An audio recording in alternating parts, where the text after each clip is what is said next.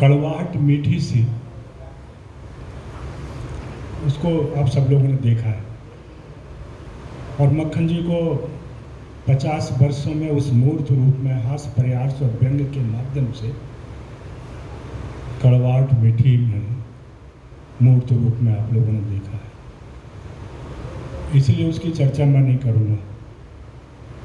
नहीं, इनके यहाँ अव्यंजना शिल्प को लेकर जो दूसरी पुस्तक है, गीतों के भी घर होते हैं, उसकी थोड़ी एक शिक्षक के नाते, एक रिसर्च स्कॉलर होने के नाते, साहित्य से जुड़ाव होने के नाते मैं बिना किसी लाग लपेट के उसकी चर्चा आपके समक्ष रख रहा हूँ।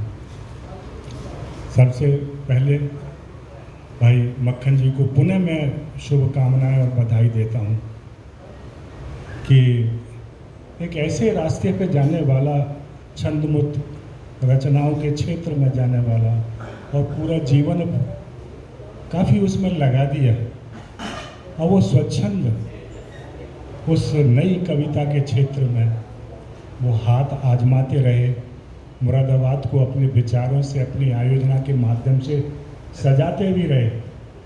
लेकिन बड़ा आश्चर्य होता है जब उन्होंने मुझे ये किताब दी। वैसे तो मैंने फेसबुक पर जब गीत लिखे थे तो वो व्हाट्सएप पे ही मुझे भेज देते थे और फेसबुक पे मैं चर्चा करता हूँ। जब मैंने उनका पहला गीत देखा जिसकी प्राय चर्चा की, तो मुझे बड़ा आश्चर्य हुआ कि मक्खन जी गीत लिख रहे हैं। इस बात को और भी मेरे यहाँ जो पूर्व वक्ता है उन्होंने कहा। लेकिन माँ सरस्वती की कृपा कब, किस रूप में कब हो जाए, ये कुछ भी नहीं कहा जा सकता।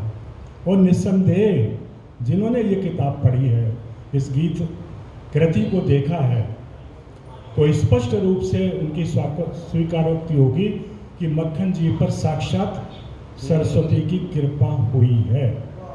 सही बात है। अन्यथा सही बात। नई कविता के खुरदरे रास्ते पर अपने जीवन व्यतीत करने वाला एक शिक्षक, एक कोरे गांव का रहने वाला मेरे जैसा व्यक्ति कैसे वो रसीली कविता के क्षेत्र में, छंद की कविता के क्षेत्र में आ गया और आ ही नहीं गया, बाजी मार गया। ये मैं निसंकोच और बिना किसी लाग लपाटे कह रहा हूँ। कई दिन पूर्व प्रिय भाई ने मुझे फ़ोन करके अपनी पुस्तक दी, बुलाया उन्होंने, मैं घर गया। तो निसंदेह जो उनकी तबीयत खराब हो रही है आप खुद देख रहे हैं, लेकिन उस सबके बीच में जो जीवटता आप देख रहे हैं, वो जीवटता सहज आपको देखने नहीं मिलेगी जो मक्खन जी में है। और उसी जीवटता का कारण है कि गीतों के भी घर होते हैं। इस कृति को यहाँ दिया। जब इस कृति को देखते हैं, अनुभूति जो भी गांव से संबद्ध, क्योंकि एक बात अच्छी मैं देखता हूँ मक्खन जी में, मैं तो केवल भाषण नहीं दे रहा, आपसे बात कर रहा हूँ, सब साहित्यकार हैं, कि शहर में आकर महानगर की हवा लग जाने के उपरांत, भारत में घूमने के उपरांत, मुझे पता नहीं विदेशों में भी गए या नहीं गई वो, लेकिन भारत में तो बहुत ही घूमे हैं। और ऐसा व्यक्ति गांव के प्रति सोच रखता है, केवल सोच नहीं, बड़ी उत्कृष्ट सोच रखता है, मर्म स्पर्शी सोच रखता है, और अपने चिंतन में, अपनी रचनाओं में, गीतों के माध्यम से विविध प्रकार से उन्होंने प्रकट की है। खाना कितना ही बढ़िया रखा हो, लेकिन खाना ऐसे ही दे दो जैसे कड़वाहट मीठी में मक्खन जी ने परोस दिया, तो भाव तो वहां भी है।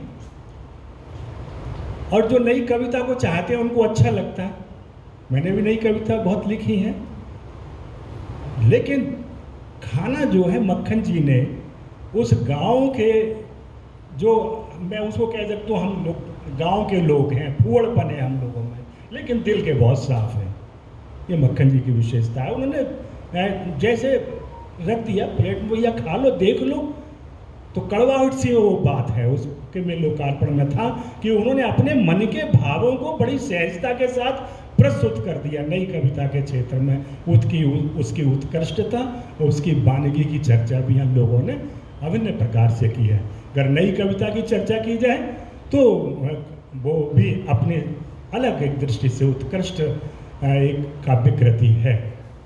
लेकिन उस सबसे आगे बढ़कर, जैसे मक्खन जी ने सब कुछ पीछे छोड़ दिया है, सरस्वती माँ ने कहा कि बेटा सब बातों को भूल, अब तो इस क्षेत्र में आ जिसकी कोई परिकल्पना भी नहीं कर सकता। शायद अभिमन्यु की चर्चा ना होती अगर उसने बिहू तोड़ने का उपक्रम ना किया होता। लड़ाई तो पहले भी लड़ी होंगी अभिमन्यु ने। तो ऐसे ही हमारे इस कविता के अभिमन्यु ने पहले ही बहुत कविताएं लिखी, लेकिन जिस तरह से उन्होंने छंद की कृति के रूप में चक्रव्यूह को बेधा है, और पूरी गीत, मैंने गीत पे बहुत पीएचडी कराई है, नई कविता पे ही बहुत पीएचडी कराई है, लेकिन मैं ये निर्द्वंद भाव से कह रहा हूँ पूरे होश हवास के साथ कि जिस प्रकार की शैली की प्रस्तुति मक्खन जी ने इस कृति में रखी है वो सामान्यता अभी कहीं दिखाई नहीं देती। कई एक आधा गीतों में हमें पूरब के कुछ गीतों में जो गा देते हैं तो उसमें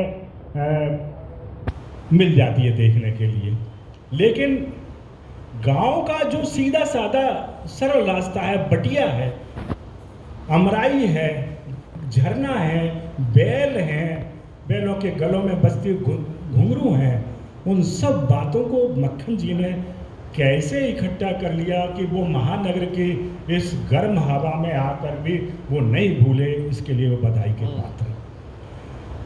अभी लोग कहते हैं कि भाई ये अभिनव गीत करती, तो अभिनव शब्द से किसी को परहेज हो सकता है। जैसे हम लोग गांव के रहने वाले हैं, गांव में रहते थे, मक्खन जी भी गांव में रहते थे, तो सबसे पहले गांव में जब अंग्रेजी ज़माने में रहते होंगे झोंपड़ी में रहते होंगे, तो झोंपड़ी हमारे घर थे, लेकिन फिर इसके बाद अनुमति मिल गए तो कच्चे मकान बन गए, मिट्टी के मकान बन गए, वो भी हमारा घर ही था। झोंपड़ी भी घर थी, फिर जब मिट्टी के ढेलों का मकान बन गया वो भी हमारा घर था, इसके बाद पक्के मकान बन गए। और आप देख रहे हैं कि आज हम मेघलानी जी के इस घर में बैठे हुए हैं, ये भी घर ही है। कभी झोंपड़ी में भी रहे होंगे, मेघलानी जी के परिवार के माता पिता पूर्वज रहे होंगे, वो भी घर था, ये भी घर था है। तो ऐसे ही ये गीत की जो कृति है, गीत कृति है, लेकिन ये इसमें जो नवीनता है वो शिल्पगत नवीनता है कि प्रस्तुति कैसे कर रहे हैं। भोजन अभी आपने देखा वहाँ से लाके प्लेट में परसा, आपको खाने में अच्छा लगा, और अगर ऐसे ही हाथ में देते भाई दो उठा लीजिए, थोड़ी पकौड़ी खा लो, ये कहते तो लोग कहते यार क्या बेहुदापन है, इतनी बढ़िया बिल्डिंग बना रखी है और ऐसे खिलवा रहे हैं। मेघलानी जी को 4 बातें कहते लोग बात, ऐसे मक्खन जी कहते यार भाव देते हैं अच्छे, लेकिन प्रस्तुति बढ़िया नहीं है। तो जो जिस पर सरस्वती की कृपा हो जाती है, मेघलानी जी पर लक्ष्मी जी की कृपा हो गई और मक्खन जी पर सरस्वती की कृपा हो गई, तो इनकी कृपा से जो सारस्वत कार्य होता है वो आप भवन के रूप में भी देख रहे हैं और इस गीत कृति के रूप में भी देख रहे हैं। इसलिए जब इस कृति का जो कवि है वो अपने कार्य का जो शुभारंभ करता है तो वो माँ सरस्वती के प्रति उपकृत भाव से, पूरे समर्पण के भाव से वो करता है और मातु शारदे लिखता है। और जब इसको हम देखें शुरुआत पता चल जाती है, जैसे जो कुशल गृहिणी होती है तो भगवान में से एक चावल का उठाया और देख लिए भाई चावल पके हुए हैं, तो अगर इसकी प्रारंभिक रचना को मात्र शारदे को देख लिया जाए तो अंदर की स्थिति का बिल्कुल आप आकलन कर लेंगे कि पुस्तक पढ़ने की आवश्यकता नहीं है कि इसके अंदर क्या है। मातु शारदे आपने रचना लिखी है और सीधे साधे तरीके से, कहीं बनावट नहीं है, भारतीय परिप्रेक्ष्य को, मूल्यों को लिया है और आज भारत ने विश्व में जो गिरावट आ रही है उसके अच्छाई के लिए, सुंदर होने के लिए यहाँ मांग किया। अपने लिए कुछ नहीं मांगा कि मुझे ऐसा कर दे, मुझे ऐसा कर दे, संसार के कल्याण की बात कही है। और ऐसा ही साहित्यकार होता है जो निज को भूलकर जो पर की बातें करता है उसका स्मरण दुनिया करती है। इसलिए 16 मात्राओं में, सब मात्राओं में लिखा हुआ ये छंद से इस कृति का आरंभ होता है। और कहते हैं ये गीत कृति है, अभिनव है। तो अभिनवता क्या है? अगर गीत के हम गीत तत्व का हम आकलन और विचार करें तो देखें वहाँ गीत का प्राण संगीत है और संगीत का जो प्राण है वो लय है और लय आत्मसात होती है छंद में। और कोई भले ये कह दे कि कारेंद्र देव त्यागी जी ने कैसे इतनी बढ़िया किताब लिख दी, पहले तो उन्होंने बड़ी टेढ़ी मेढ़ी नई कविता शैली में लिखी है, और यह अद्भुत इस प्रकार की छंद शैली का प्रयोग होता है, ऐसा लगता है कि वह पूरे पूरे छंद शास्त्र के मर्मज्ञ हो गए हैं। तो ये जो कुछ भी हुआ है ना, तो माँ सरस्वती की कृपा से हुआ है। और पूरी पुस्तक मैंने देखी, फिर मैंने यह पलटी, क्योंकि मैंने जो पढ़ी थी वो तो घर जोड़े आया। इस घर कृति में आप देखें कि गीत कृति है, उत्कृष्ट गीत कृति। अभिनव शब्द को हटा दीजिए, क्योंकि वो अभिनव वैसे ही लगा हुआ है जैसे कि झोंपड़ी थी, वो भी हमारा घर था, अभिनव ही था, क्योंकि झोंपड़ी बनी थी किसी समय, इसके बाद वो डेलों वाला मिट्टी वाला मकान बन गया, फिर ईंटों वाला बन गया, आज टाइल्स वाले में आप बैठे हैं, तो घर तो है ही। तो ये शिल्प की दृष्टि से, जैसे ये भवन निर्माण शिल्प की उत्कृष्टता, जीवंतता आप देख रहे हैं, ऐसे इस कृति में आप जो अभिव्यंजना शिल्प की उत्कृष्टता दी। भाव तो हम सबके अंदर हैं, कुछ तो बोलेंगे, कुछ तो करेंगे, लिखेंगे, लेकिन उन भावों को जो कलात्मकता है, सौंदर्य है और लालित्य है, वो माँ सरस्वती की कृपा से प्राप्त हो पाता है, और वो हुआ है। इसलिए इस कृति में के गीतों में हम सहजता का भाव देखते हैं, पूरा संगीत तत्व उभर के आता है। लोगों ने गाया, कहीं यहाँ गा के सुनाए कि ये इसमें कुछ है। अगर ये गीत तत्व नहीं होता तो इसको कभी गीत कृति नहीं कह सकते थे, और इसीलिए ये अभिनव है। लेकिन अब आगे की जगह हम इसके देखते हैं, गांव के रहने वाले हैं मक्खन जी, इसलिए भले ही चाहे 50 वर्ष के लगभग उनको शहर में आए हुए हो गए। जब मैं इनका संस्मरण पढ़ रहा था, मैंने मक्खन जी से बात करी, तो वो इंटरमीडिएट में इधर आ गए थे, और इतना लंबा पीरियड महानगर में बिताने वाला और भारत को देखने वाला व्यक्ति आंचलिकता से कैसे जुड़ाव रहा, निश्चित रूप से ये आश्चर्यजनक है।